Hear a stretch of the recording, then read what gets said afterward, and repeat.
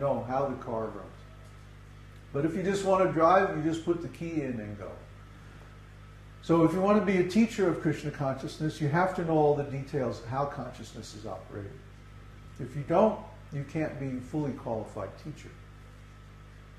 But if you just know that, okay, I take these beads and I chant this mantra, Om Namo Bhagavate Vasudevaya, or Hare Krishna, Krishna Krishna, Hare Hare, Hare Ram, Ram Ram.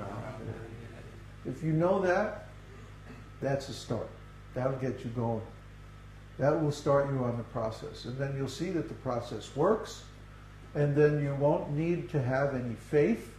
This is not a religion that demands faith and obedience now, and then you get some reward later, you go to the spiritual world or something later. No. Use this mantra now and contact God directly now. Go to the spiritual world immediately. Do not pass go. Do not collect liberation. Just go directly to the spiritual world and contact Krishna. That's Krishna consciousness. So, what time is it? 1:10. Okay. Do we have any questions?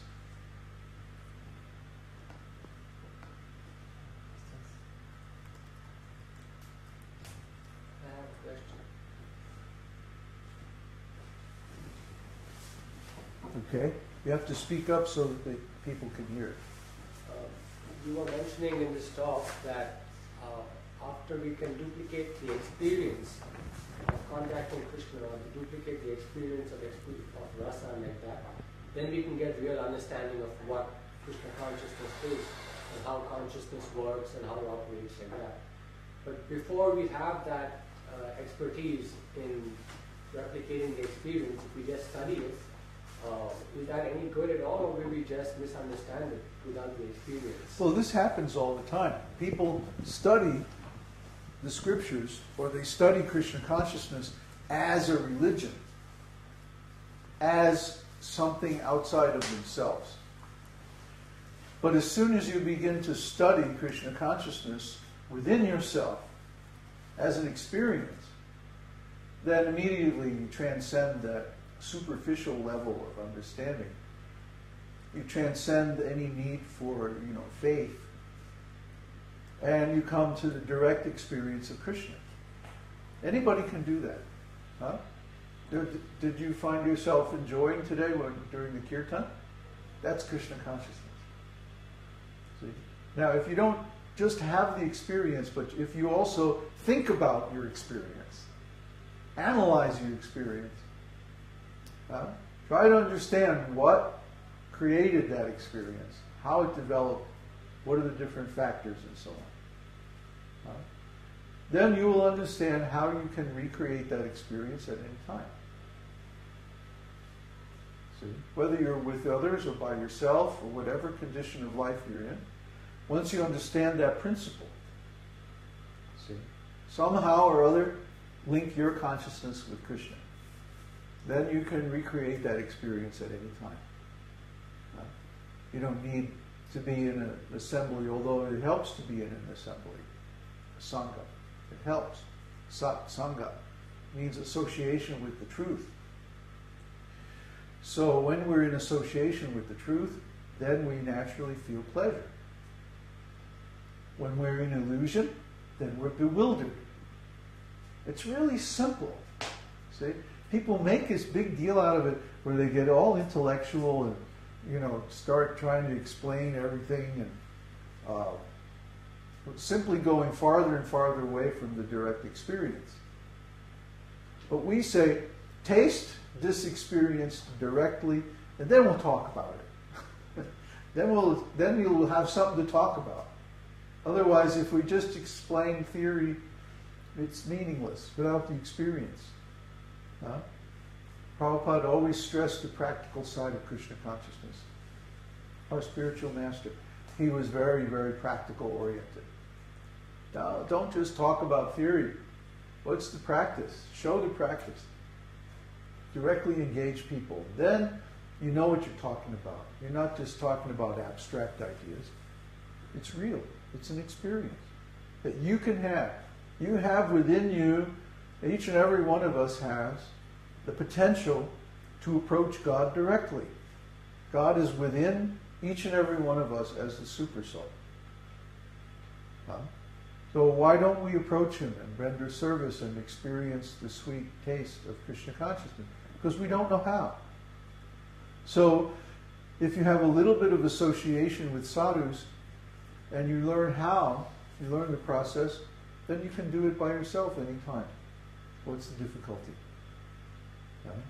The difficulty is that our tendency through long association of Maya is to go away from the direct experience and to get involved in all these considerations about this and that, based on false ego. So this chanting process actually dissolves the false ego. And we get down to who we really are. Who we really are is an eternally conscious living entity engaged eternally in seeking pleasure. But we're trying to find pleasure in the wrong way, by going away from the source of pleasure. When we go out through the senses, we go away from the source of pleasure. The real source of pleasure is within us. It's Krishna. So we want to go in towards Krishna and connect with Him. Then we have pleasure. When we go out through the senses, we only create difficulty for ourselves. When we go in through the heart, through the internal energy, contact Krishna within. That's real pleasure. That's unconditional. We can have that any time. Why should we become dependent on the conditional circumstances in the material world for pleasure? If we're pleasure-seeking entities, if we really want to enjoy, then we should find a reliable source of enjoyment, unconditional enjoyment, not this conditional pleasure that is so unreliable and flickering, as Prabhupada would say. Flickering. Huh? Like the flames of the fire. Flickering. Sometimes we get lucky and we get a little pleasure. And then, boom, it's over. It's gone. And then we're wondering, oh, now when will I get that taste again? Oh, that's such a horrible, degraded existence. No, we should know how to get pleasure, where the source of pleasure is, how to gain that pleasure, and how to keep that pleasure, how to get it any time that we want. That's Krishna consciousness, that knowledge, that certainty. It's not a religion, it's not a belief, it's not a faith. It's a process anybody can do.